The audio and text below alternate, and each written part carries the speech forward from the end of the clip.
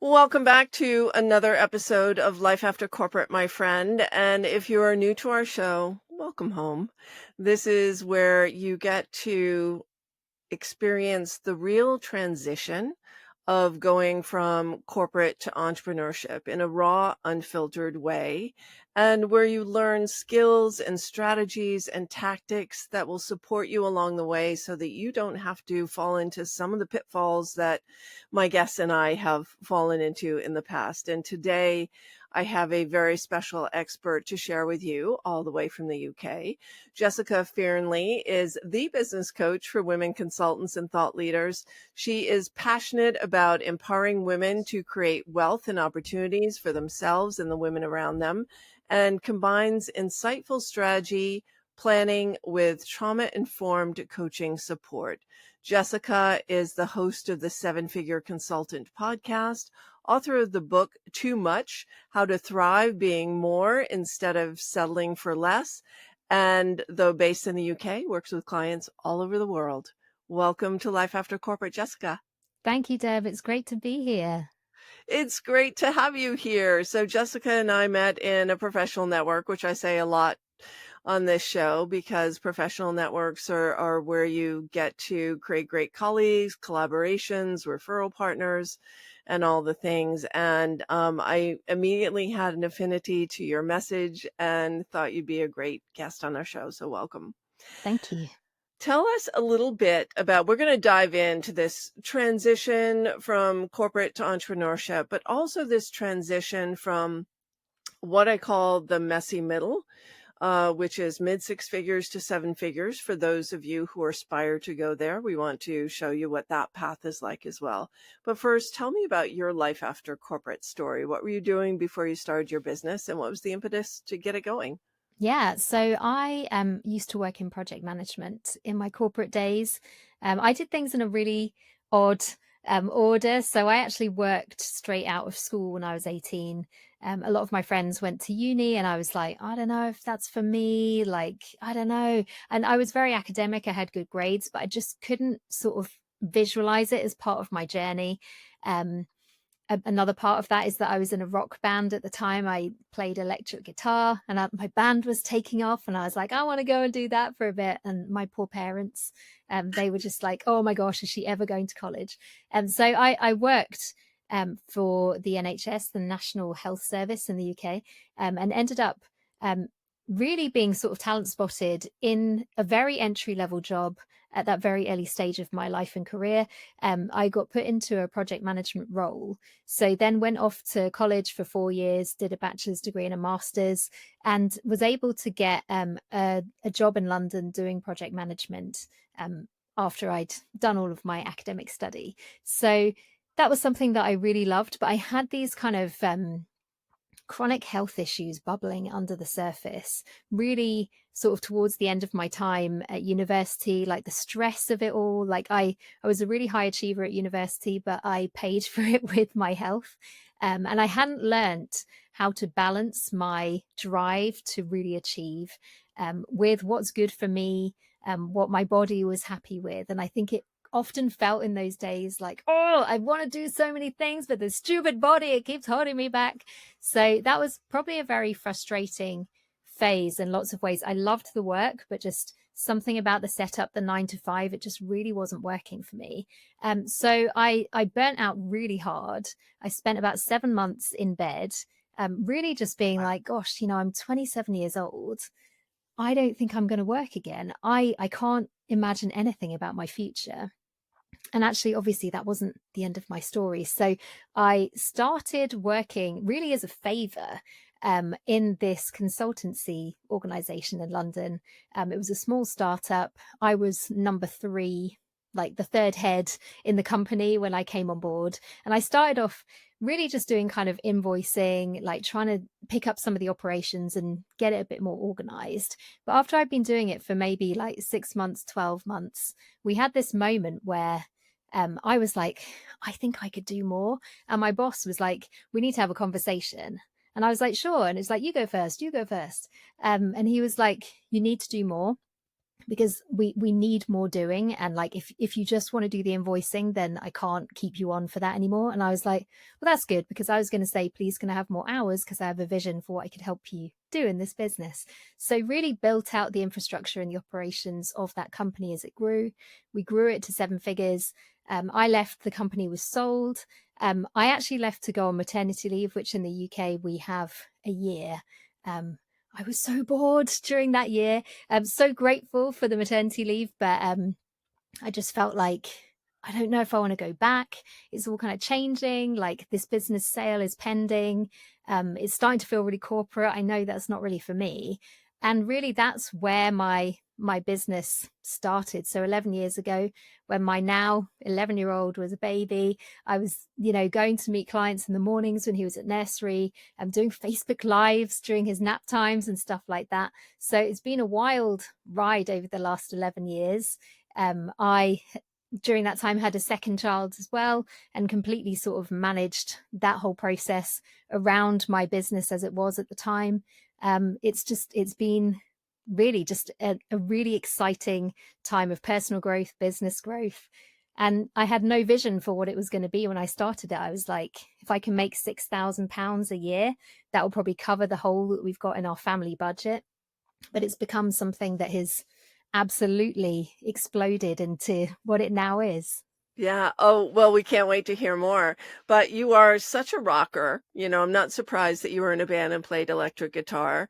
And if you're listening to this podcast, you can't see that Jessica has orangish hair today. I would call it orange. Is that Yeah, orange? orange Yeah. is what we're going Orange, for. Yeah. orange. She's sporting orange today. I've seen it pink and blue, but it's orange today. So you're still a rocker at heart, and really incredible to go from project management to leading the type of services that you're uh, offering your clients today. So I'd like to talk a little bit about that, Mm.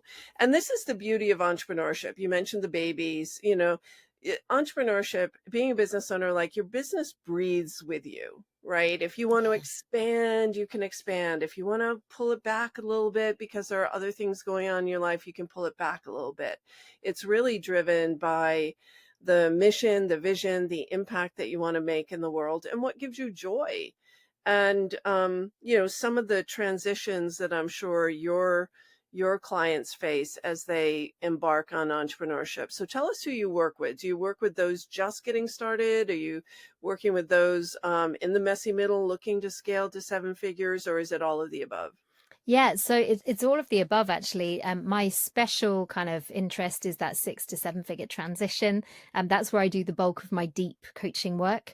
But this year I'm branching out into kind of the 0 to 6 figure market a lot more, because, my company is called 7 Figure Consultant. I talk about 7 figures all the time, but I always get messages from women and men who are like, I love your content. I want to be 7 figures one day, but I haven't started yet. Like, how do I do this? So it's been like, right, you've asked, we've answered. Let's help you get this right from day one.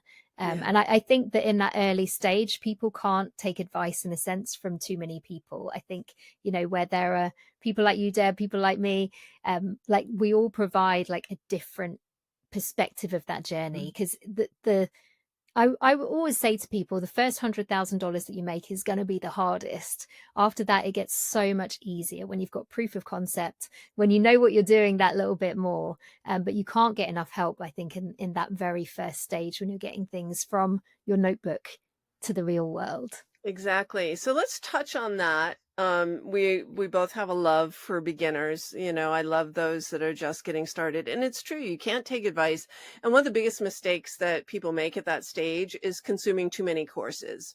Like, I've taken Amy Porterfield's course on how to build courses. I've been in Marie Forleo's B School. I've consumed this and that, but they're little pockets of education that don't really create a cohesive whole. And Yeah. like you said, if you don't have that basic business foundation of who are you now in the world, what is that problem you're solving, who are the people you're Mm. serving, and what is that dialed in offer? What are some of the challenges you find your clients face in this identity shift from corporate to entrepreneurship? Yeah, I mean, I think exactly what you've just shared, Deb. Like, there's these huge kind of big name courses, coaches, brands out there that really they teach so many women how to be entrepreneurs. And in a sense, like we all need to go through that stage where we're like, what is this? And how do we do it? And what's an email list? And like, what's online business?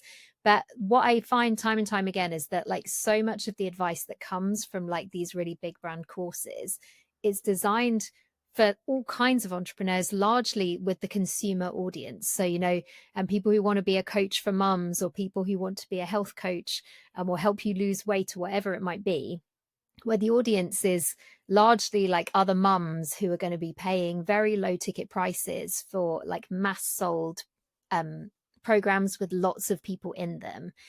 Whereas what I find consistently is for consultants, it's actually completely different because it's this B2B audience.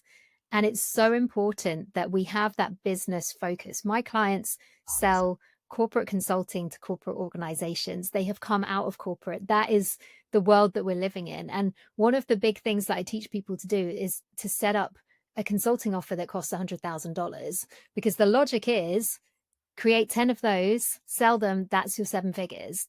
Whereas, if you're doing this kind of everything costs $19, you've got to do so many sales of those in order to even get to $100,000. Whereas if we go high ticket from day one, thinking about your first $100,000, if you do that in a single sale, wouldn't that just be so much easier? So it's really kind of being able to look at what's out there and say, there probably may come a time when it makes sense to start having an email list and creating some of these volume offers potentially. But right out of the gate, the first thing we want to be doing is making sure that you charge at the level that is appropriate for corporate work, and make sure that you're not undervaluing yourself, because so often I think, and women do this more than men, it really is that thing of like, oh, I'll charge $5,000. You're going to have to do 20 of those in order to get your first 6 figures. And let's be real, 6 figures isn't really even enough to live on if you're running a business and paying yourself and paying your taxes. So we want to make sure that we get it the right way round from day one as much as possible. Yeah, what are some of the mindset challenges around that? Because, I know people always say charge what you're worth, and I always say, well, no one's buying your self-worth if, because Yes. that's the problem is charging your worth. So, what are some of the mindset traps that you see your clients go through in those early days in with respect to pricing or coming up with $100,000 offer? What is the identity shift that they need to go through in order to be that person? Well, I think often, a lot of ex-corporate senior leaders, they're used to dealing with budgets going into the millions. They do big deals for their corporate employers. They've been making money for other people their whole career. The big shift when you come in to be a consultant by yourself is that you're suddenly making money for yourself. You're suddenly putting a price tag on yourself. And that can feel really uncomfortable because it's like, oh, I don't know what I'm worth. But honestly, what I do find is that because my clients are typically they've been confident and competent in their careers. So once they understand, wait, I'm not trying to have pricing that's just inoffensive and won't have anyone tell me that I'm too expensive, because I think that's where we often default to if we don't know better. It's not actually as hard as you might think to be like, wait, there's a corporate buyer on the other side of the table. I've been on the other side of the table. I know what I'd pay a supplier for this kind of work. So it gives them a framework. Like, you're not coming in the room as your most vulnerable self, being like, please like me, please approve of me. You're actually coming in like to pitch to the person that you often used to be. You know how these meetings work. You've just got to make sure that you show up in the right energy. And I agree with you, that charge your worth thing, it can feel like, oh, but what am I worth? But for a lot of these things, a corporate organization, if they're bringing you in, it's because there's an organizational need for the thing that you do. There is a market value for the skill set that you possess. So we kind of need to keep that professional profile in mind, rather than the vulnerable self that's, wanting acceptance and wanting to be liked.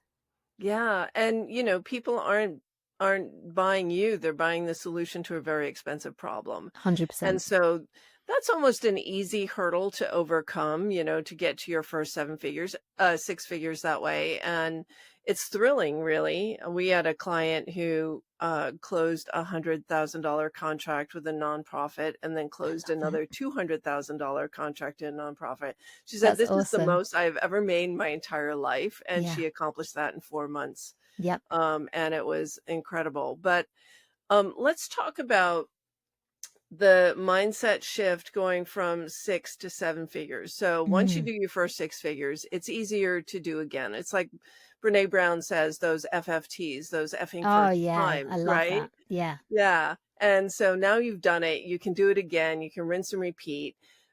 I've observed that there is this little interim ceiling that people hit around 400, 500K in revenue.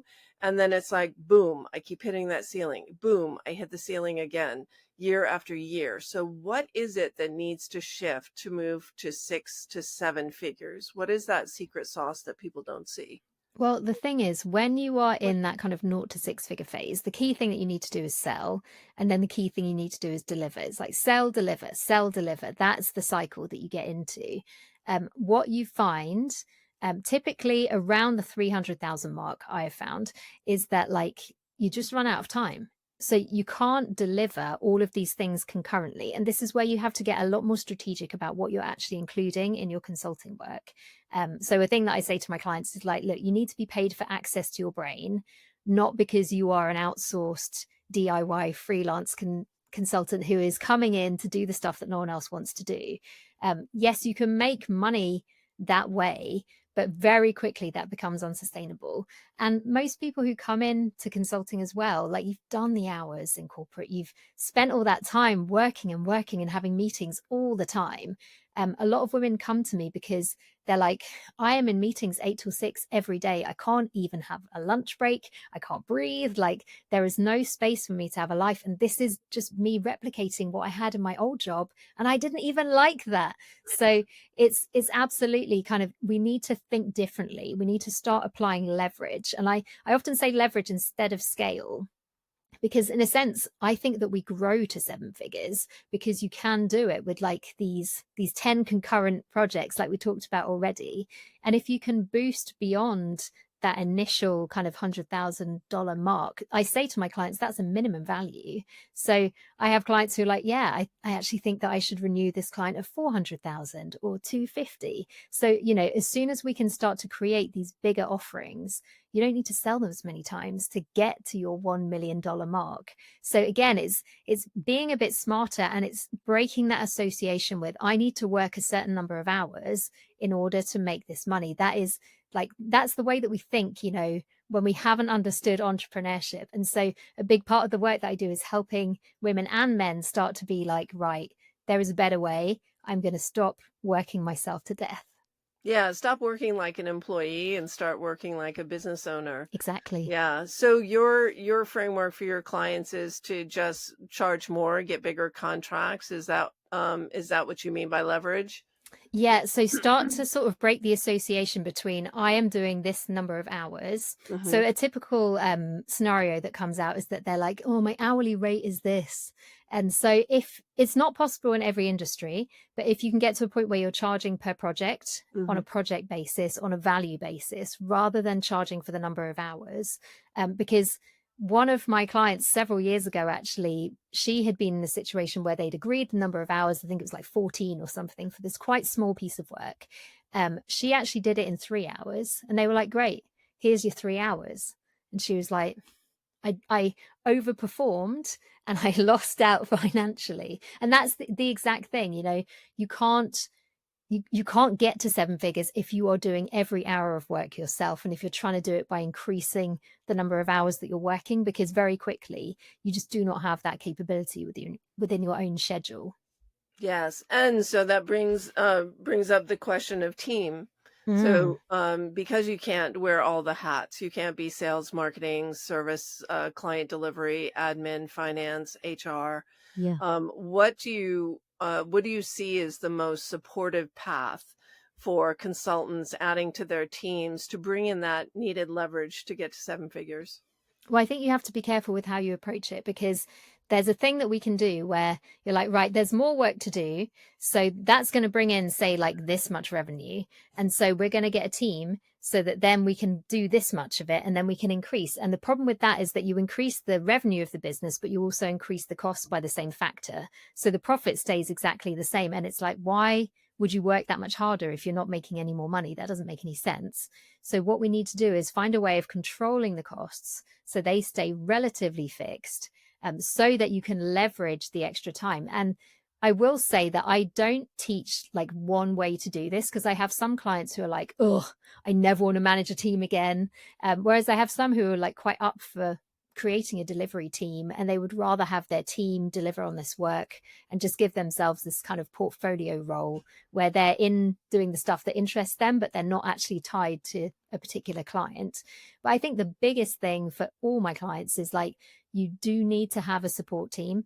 You need to have people doing your invoicing, you know, the thing that I did in my first role in a consulting company, because it's so easy to hold on to these things and be like, oh, but I'm the only person who knows how to do it, and it's just quicker if I do it. But you cannot grow your business to 7 figures if you're still holding on to all those teeny tiny pieces. You can't break your brain into enough pieces to be able to do that well for a significant period of time. Yes, and what about technology? What Mm, about, like, so how important is technology in a consulting business? Because in a coaching business, obviously, there's much more quantity, there's a lot of, emails that go mm, out, there are webinars, workshops, campaigns. So yeah. as far as the technology support for a seven-figure consultancy, what do you recommend your clients do?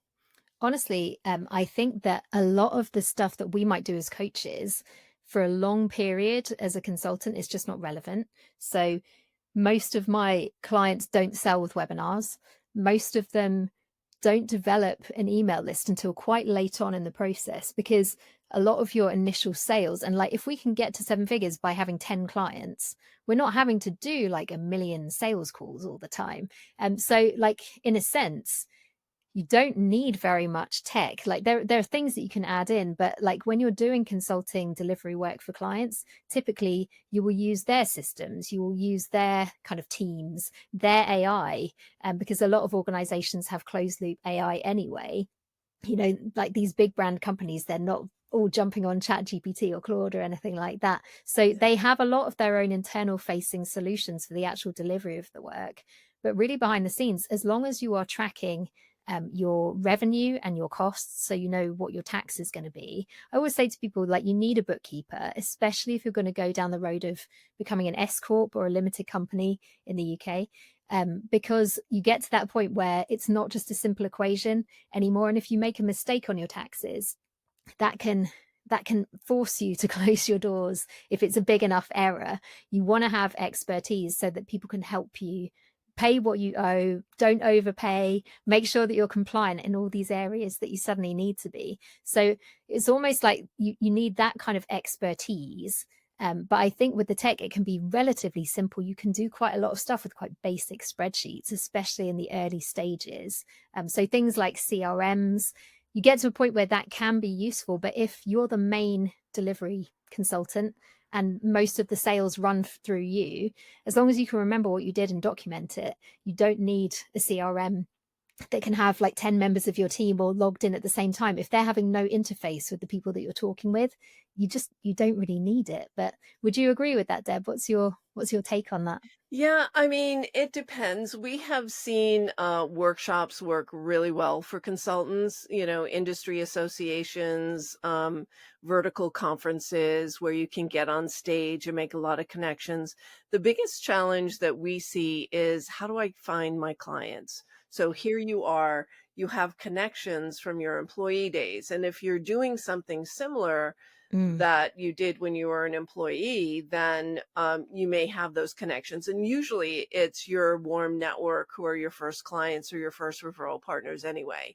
But yeah, then as you go to grow, you have to get out of the comfort zone. You have to go talk to yeah, strangers. You have to get on bigger stages in order to create that presence. And sometimes I find that it's very helpful for consultants to have a CRM so that if you're up on stage and you have a guide or something that you can give people that would help them understand their problem better or break it down into component parts and Mm, see what the potential solutions are, then you can keep in touch with people so that that memory is not just that 20 minutes when you are on stage, but mm, you are nurturing those connections to be future clients.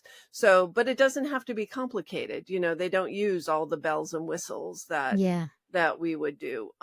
So that's one is how do I get clients? So beyond the warm network, getting out there and being visible and, you know, speaking, writing books is also a really great way to establish thought leadership. Mm, But the thing that I've been thinking about a lot lately, which is, I don't know how relevant it is for this conversation, but LinkedIn.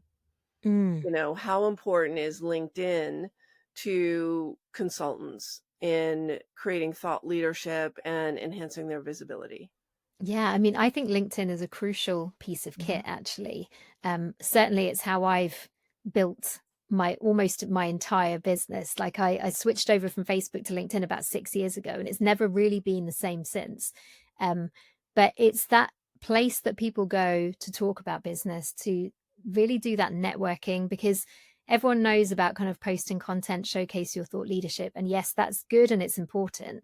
But the really crucial thing is making those connections behind the scenes, doing the uncomfortable outreach messages, growing your network, asking people that you already know for favors, all that kind of stuff. I think that LinkedIn, it's such a valuable tool. And a lot of my clients go through a phase of like, oh, do I really have to do this?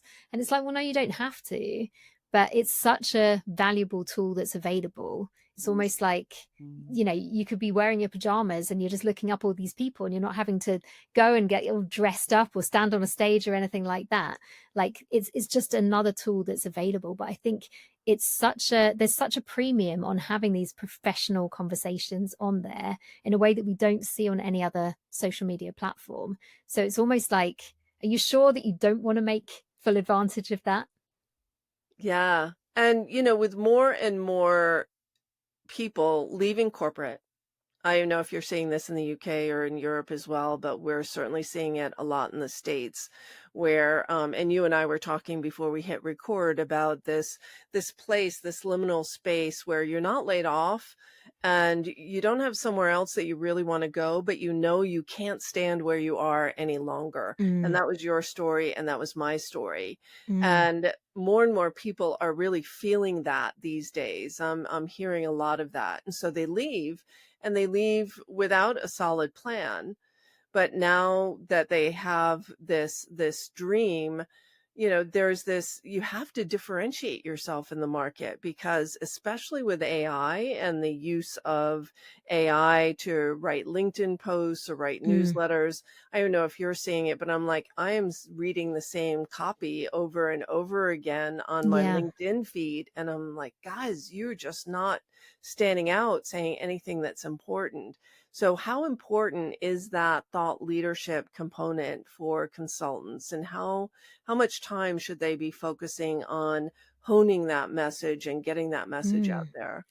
Well, I think that in a sense it is essential because as a consultant, what do? You bring in expertise. If you claim that you don't have any expertise, then like why on earth should anyone hire you? But I think it's that thing, isn't it, of like, do you need to build a personal brand? I think that like if that's what's calling to you and you really have the desire to do it, then absolutely follow it. It doesn't hurt ever to have a personal brand and have that authority. But what a lot of my clients are able to do is often make a few phone calls to people they've known for 20 or 30 years because they've had that length of career and just get quite a lot of work just by almost pulling strings with people who can already vouch for them, being like, you should absolutely bring in this person. So I think you've kind of got like both options because everyone gets to a point where like they've exhausted their initial network, you know, the low hanging fruit that can be really great for easy, quick sales.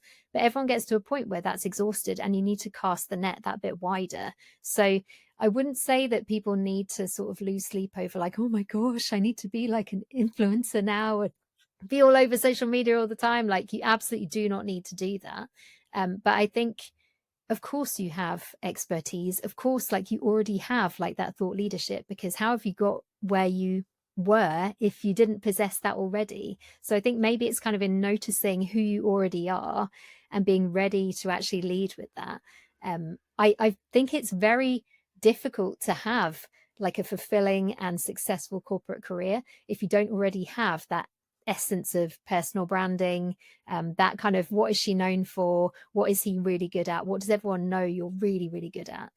So really it's just a case of transferring that into your consulting business. And sometimes we're not aware of what that is.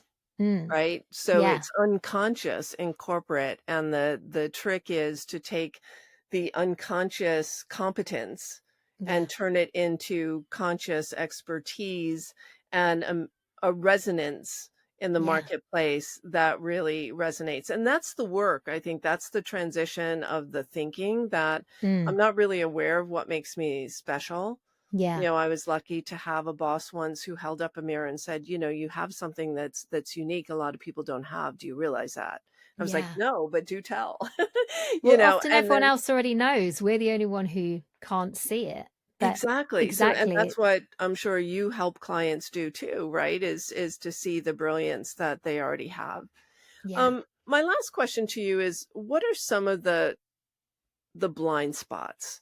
What are the things that consultants don't necessarily see on the path from 6 to 7 figures that can, hurt them or Yeah, prevent them from reaching their goal? that's a great question. I mean, I think so one of the things that I teach is this idea of scarcity versus abundance.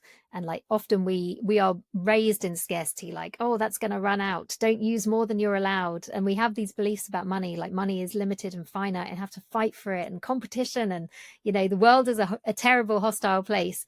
I really believe in shifting that into abundance where we believe there's always enough. Like there will always be more, whether it's things or money.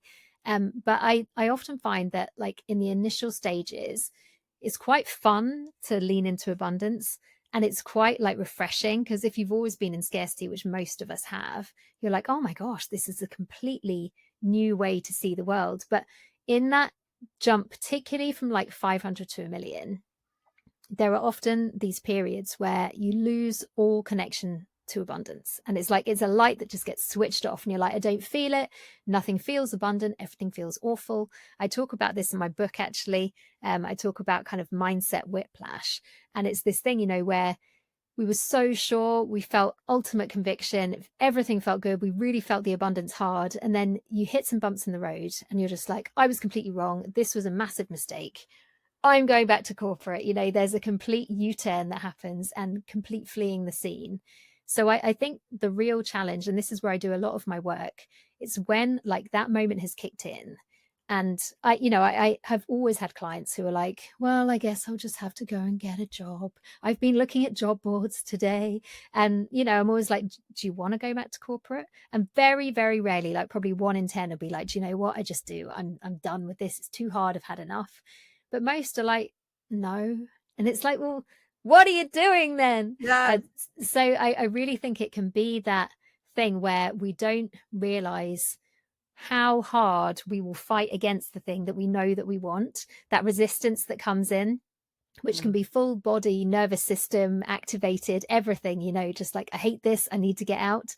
But the thing to do in that situation is not to run, it's to sit with it and to allow the discomfort and to like see what is coming up that you're ready to release, because abundance will always come back. It's just when your resistance is high, when your nervous system is activated, we can't always be like, yay. Sometimes it feels very bleak. And that's the reality of building a business. It doesn't have to be hard, but sometimes it can be hard. And having the support of coaches like you and me, Deb, I think when those really intense moments kick in and we're like, everything is a mistake, what have I done with my life? I've had many moments like that. But I think it's having the support so that you can stay connected to what you really want instead of giving it up and going back to something that you already know hasn't really worked out for you and is not where you want to be in the future.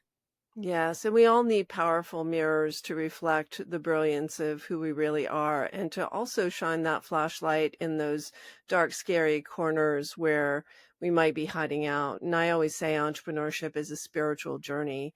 It is 100%. the ultimate a form of personal development, not professional development. It's like corporate is about your professional development. Entrepreneurship is about who you're being.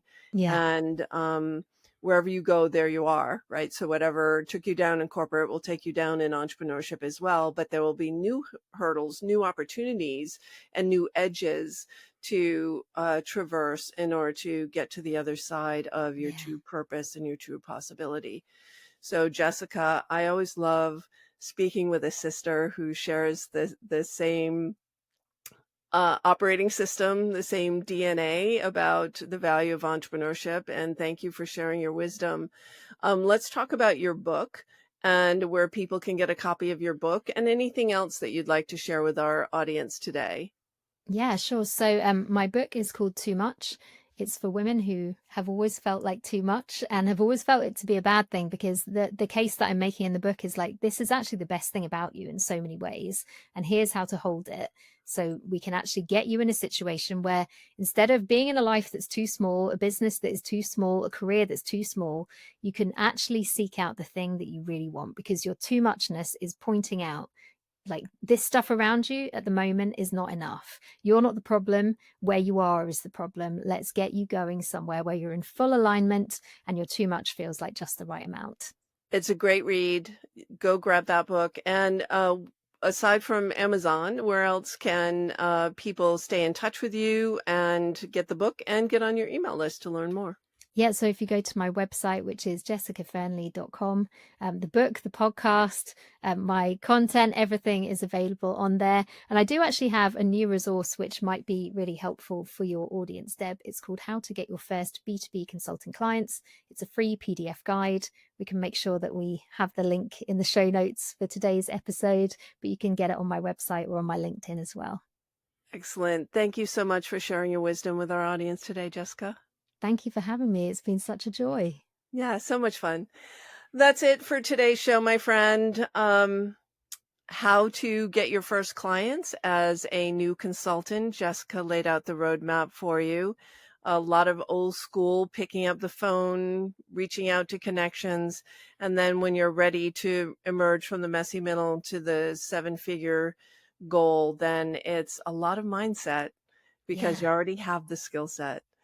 Thank you so much, my friends. We will see you next time on Life After Corporate. Thanks for listening.